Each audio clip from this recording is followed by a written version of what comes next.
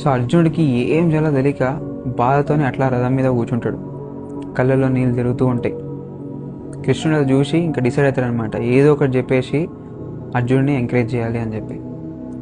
So అప్పుడు కృష్ణుడు మాట్లాడడం మొదలు పెడతాడు. So that is the first time, అంటే భగవద్గీతలో that is the first time where Krishna speaks.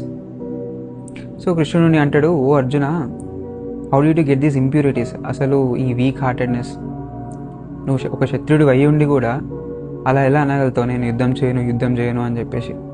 How can you run away from your responsibilities? Life అంటే వాల్యూ తెలియని వాళ్ళ మాట్లాడుతున్నావు నువ్వు.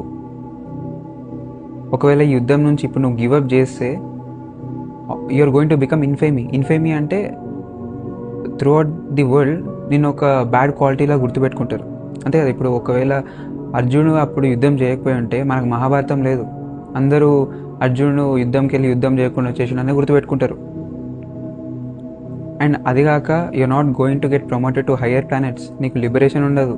లెఫ్ట్ అండ్ రైట్ హార్ష్గా కృష్ణుడు వేసుకుంటాడు అనమాట అర్జునుడిని. సో 45 minutes స్ట్రైట్ భగవద్గీత చెప్పేసి అంత అమౌంట్ ఆఫ్ నాలెడ్జ్ షేర్ చేసి కూడా కృష్ణుడు అర్జునుడికి లాస్ట్లో ఆ డెసిషన్, వార్కి వెళ్ళాలా లేదా అనే డెసిషన్ మళ్ళీ అర్జునుడికి ఇచ్చేస్తాడు అనమాట. ఆ ఇండిపెండెన్స్ ఇచ్చేస్తాడు అర్జునుడికి.